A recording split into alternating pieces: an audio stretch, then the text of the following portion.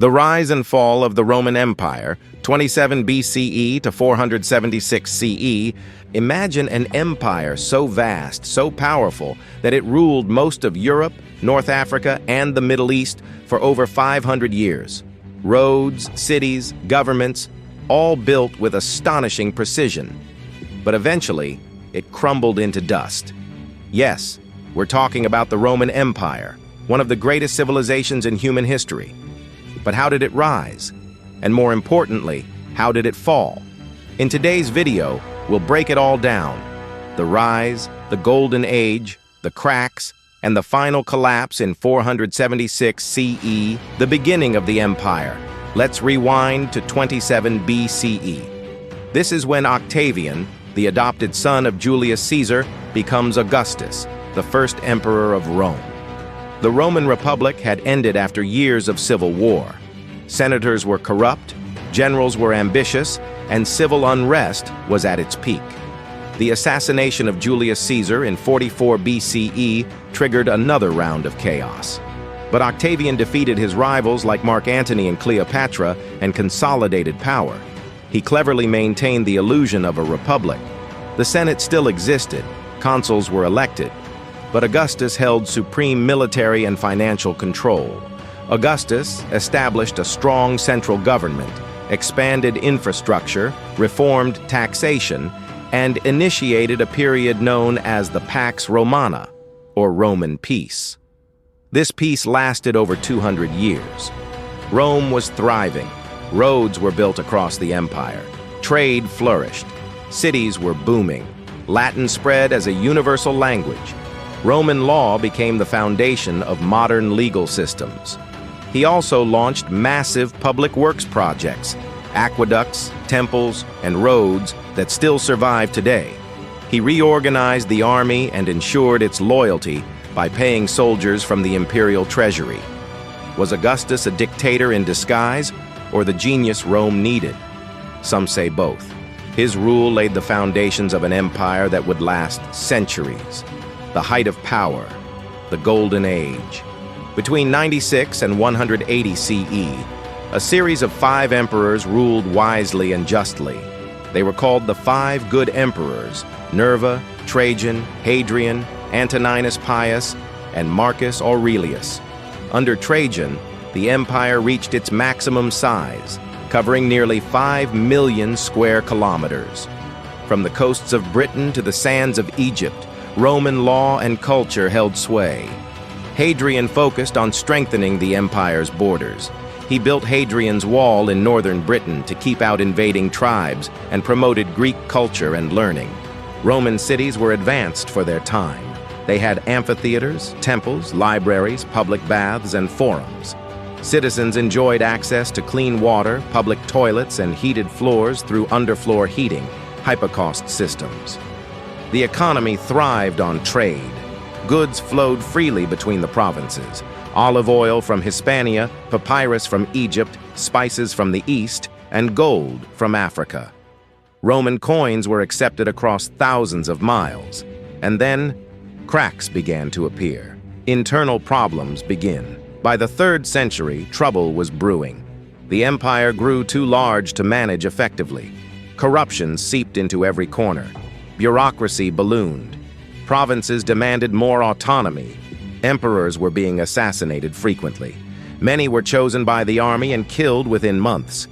Inflation hit the economy. The value of Roman coins dropped as emperors debased the currency to pay troops. Civil wars became routine. Generals fought each other more than foreign enemies. Plagues like the Antonine Plague and the Cyprian Plague wiped out millions. The army, once Rome's pride, became a political tool. Soldiers demanded bribes, and loyalty was often bought. Does this sound familiar? Economic decline, corruption, and political instability. Religion and transformation. Now comes a game changer: Christianity. For centuries, Rome had been a polytheistic empire. They worshipped gods like Jupiter, Mars, Venus, and adopted deities from conquered lands. Christians were initially persecuted, seen as a threat to the Roman order, but everything changed with Emperor Constantine. In 312 CE, before the Battle of the Milvian Bridge, Constantine reportedly saw a vision of a Christian symbol and won the battle under its banner. In 313 CE, the Edict of Milan legalized Christianity. Within a few decades, it became the official state religion. Pagan temples were repurposed. Bishops became powerful political figures. The church began shaping imperial policy. Some historians argue this shift weakened Rome's traditional values. Others say it brought moral clarity and unity. Was this spiritual reform or political strategy? Perhaps both. Constantine also founded Constantinople, a new Christian capital in the east.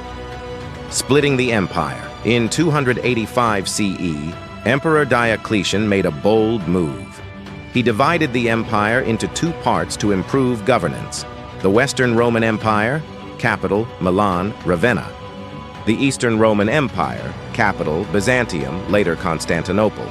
Each half had its own emperor, later refined into the Tetrarchy, ruled by 4 emperors. Diocletian also launched economic reforms, fixing prices to curb inflation and restructuring tax systems. But many reforms were too little, too late. The East thrived due to its wealth, trade routes, and defensible borders. The West suffered constant attacks, a shrinking economy, and a weakening central authority. Rome itself lost its status. Constantinople rose as the new cultural and religious heart of the empire. The barbarian invasions. For centuries, the empire had relied on auxiliary troops, non-Roman soldiers hired from the frontiers. But in the 4th century, entire tribes began migrating into Roman lands. The Visigoths crossed the Danube and defeated Roman forces at the Battle of Adrianople in 378 CE. In 410 CE, the Visigoths, led by Alaric, sacked Rome for the first time in 800 years, since Rome had fallen to an enemy. The Vandals moved through Spain into North Africa and then invaded Italy. In 455 CE, they looted Rome again. Rome had to negotiate, bribe, and settle barbarian tribes within its borders, but control was slipping fast. Meanwhile, the Eastern Empire held firm, protected by strong walls and wealth from trade with Asia. The final fall, 476 CE. And finally, in 476 CE, it was over. The young Western Emperor Romulus Augustulus was overthrown by the Germanic chieftain Odoacer. No more emperors were appointed in the West. The imperial regalia were sent to Constantinople.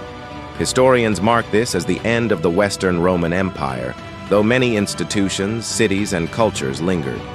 Rome didn't disappear in one day. It decayed gradually, like a candle flickering out. Interestingly, the Byzantine Empire in the East continued for another 1,000 years until the fall of Constantinople in 1453, CE legacy of Rome. So what did Rome leave behind? Roman law, the foundation of modern legal systems. Language, Latin-influenced Italian, French, Spanish, Portuguese, and Romanian. Engineering, roads, aqueducts, concrete, and domes. Architecture, the Colosseum, Pantheon, basilicas. Christianity, spread globally due to Roman adoption. Republican ideals, Senate, civic duty, separation of powers. Even our modern calendars, military ranks, and alphabets are Roman in origin. If you like the video, do subscribe and hit the bell icon.